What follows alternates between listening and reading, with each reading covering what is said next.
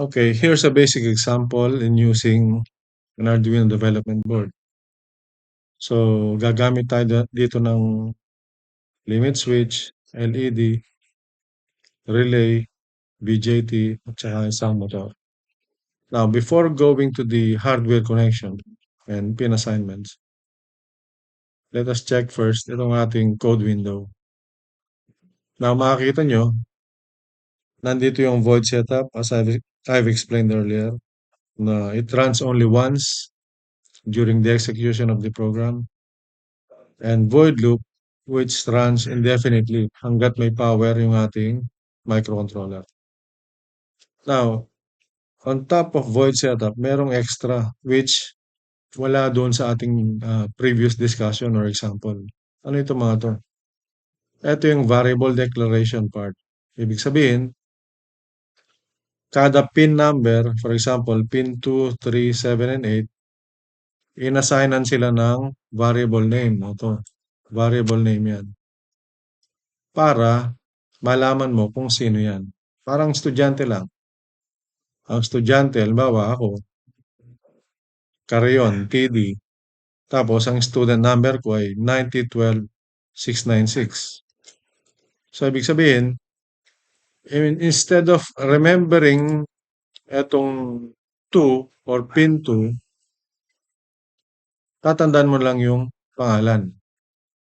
Okay? I hope it makes sense, ano?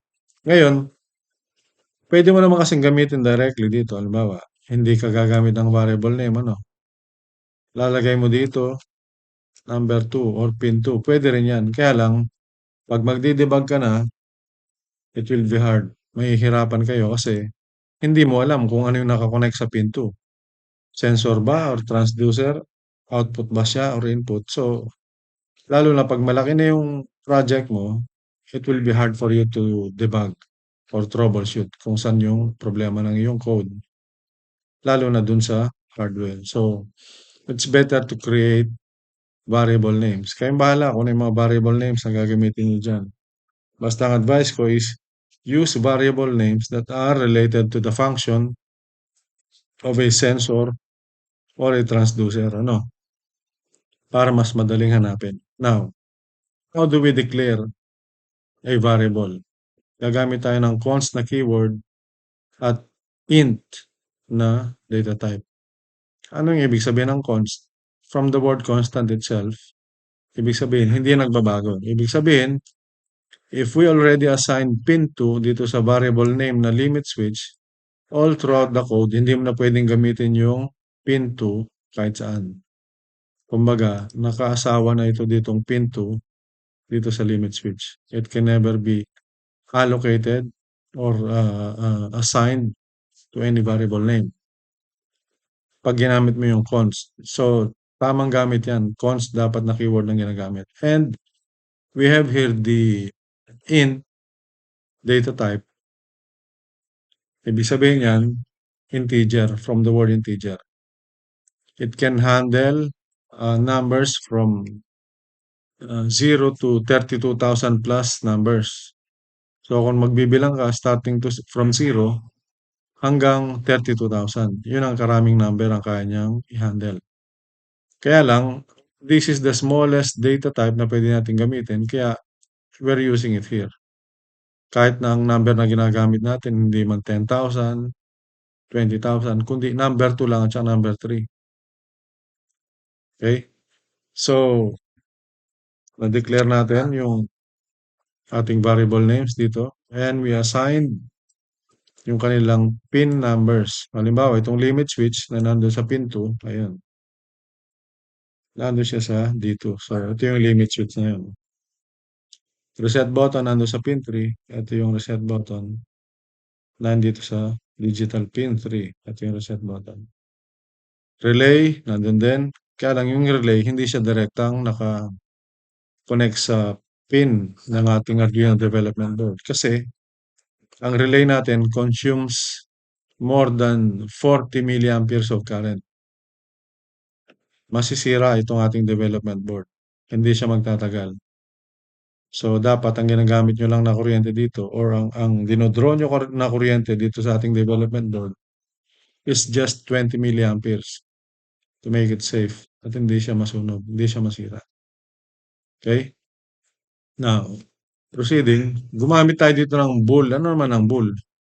Ibig sabihin nito, this is Boolean. Ang Boolean, meron na siyang dalawang outcomes, whether true or false. Now, bakit tayo nag-assign ng false dito? Ibig sabihin, pag nag-run yung code, initially dapat i-stop muna natin yung system. Kaya merong false dito. And by the way, class, titingnan nyo dito, merong semicolon. Do not forget to terminate each line of code with a semicolon. Marami nagkakamali dyan at mag-error ang kanyang code pag walang terminator na semicolon. Now, proceeding, natapos na natin to last time, itong pin mode na keyword. Pin mode meaning assigning the status of a specific pin. Oh, for example, ulitin ko ha. For example, itong limit switch, which is pin 2, ginawa natin siyang input. Okay? Input siya. Ibig sabihin, may sensor na nakakabit sa kanya na pwede niyang i-read. Now, bakit instead of writing just input, bakit meron siyang kadugtong na pull up? Ibig sabihin niyan, meron tayong inactivate na pull up resistor ito na built-in sa ating Arduino development board or sa ating microcontroller.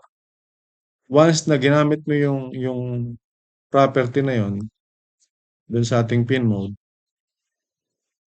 mako-connect na yung resistor mo dito sa ating uh, IO pin. Ito, digital input output pin. Ito yun. Tapos, ito yung ating push button.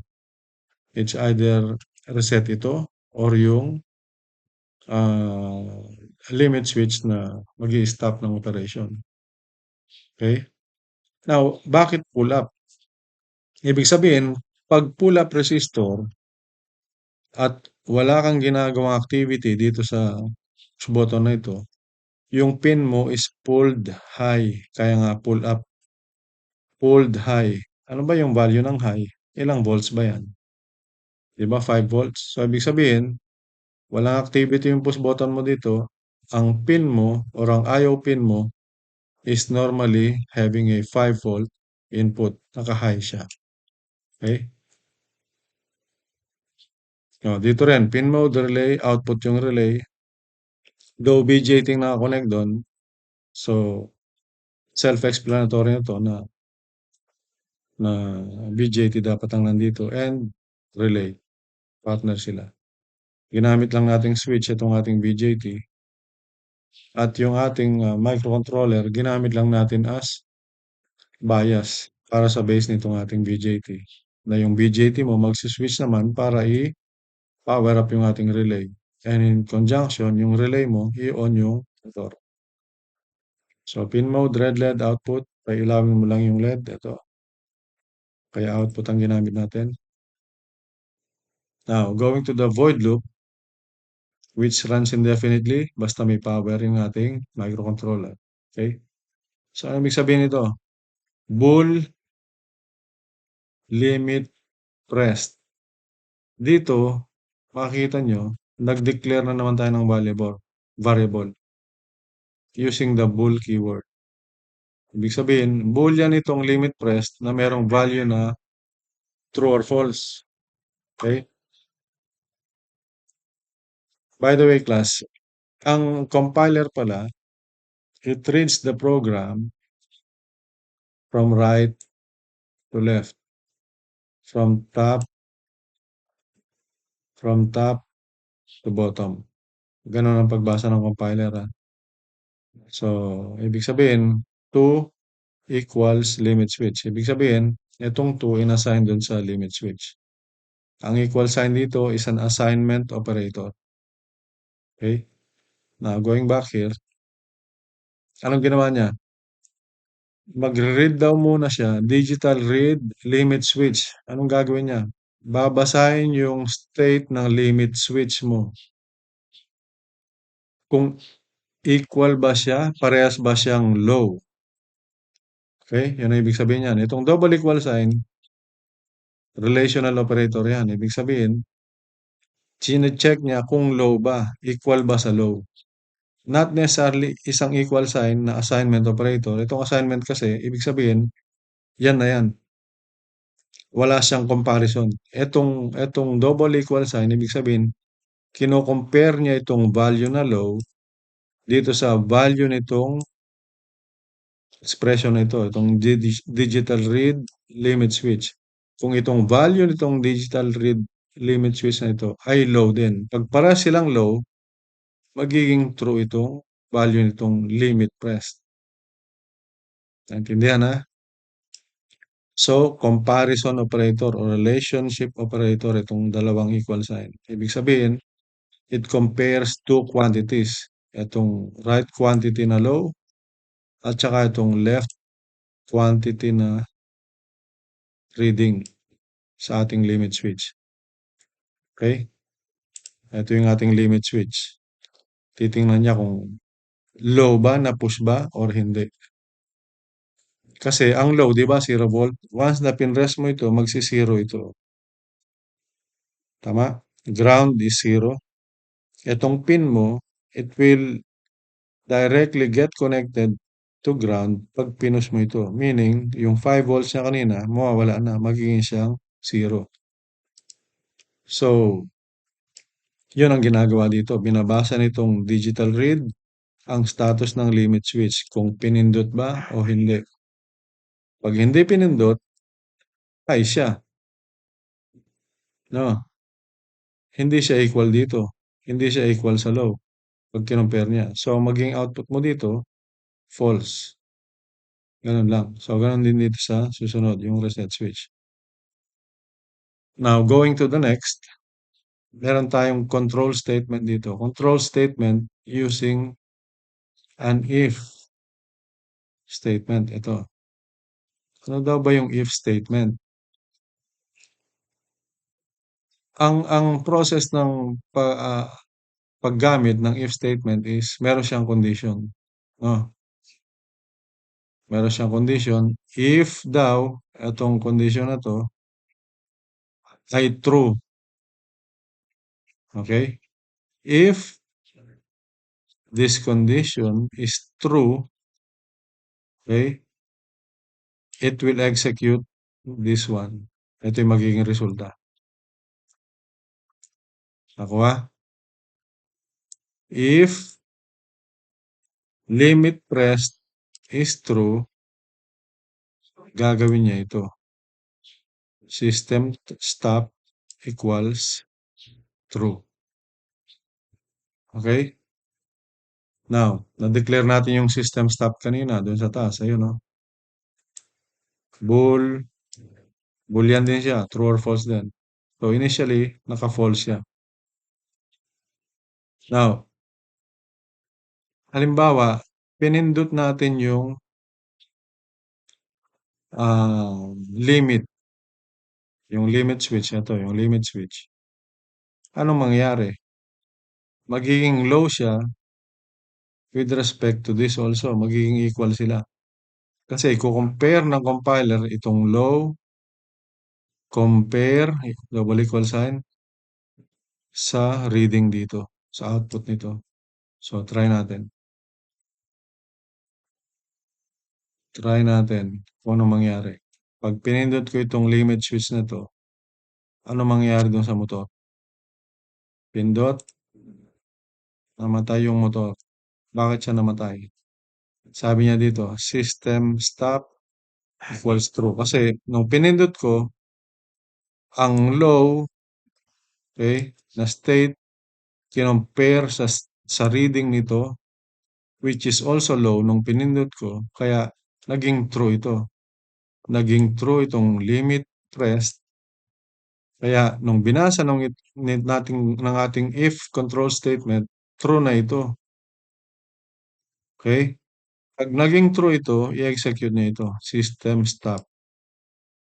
So, ang true, i-allocate mo dito sa system stop. Okay? Ano ba ang system stop? Ito, nandito sa baba. Okay? Ano yung nakalagay dyan sa ilalim ng system stop? Digital write relay equals low. Ibig sabihin, itong low na to, it is logic zero. Ano bang voltage ng logic zero? That is 0 volt. Meaning, walang output, walang kuryente. Asan yung relay? Anong pin number siya? Ayun, pin number 7. Ayun o, pin number 7. Ngayon, itong pin number 7 mo, pag nag-low yan, ibig sabihin, ang BJT mo, zero ang bias niya. Wala siyang bias voltage. Wala siyang kuryente. So therefore, this BJT is in cut-off region. Pag nag-cut-off yan, walang connection yung ating coil ng relay sa negative supply. Ito, negative supply. Kasi directly nakakonect yung coil mo dito sa positive supply. Yan, positive supply. Kasi low side switching baga itong ating BJT na NPN. Kaya nandito siya sa negative or sa ground. So, pag ganun nangyari, digital write relay, anong pin ng relay? 7. Ayun, pin number 7. So, pag nag-low yan, walang kuryente, walang voltage, walang kuryente, cut off yung relay, so off din yung ating motor. Kasi pinindot yung limit switch, itong limit switch na ito. Okay? Now, ano pang ibang nangyari? Simulate natin ulit. So, pindutin ko yung limit switch, namatay, nag-zero yung kuryente.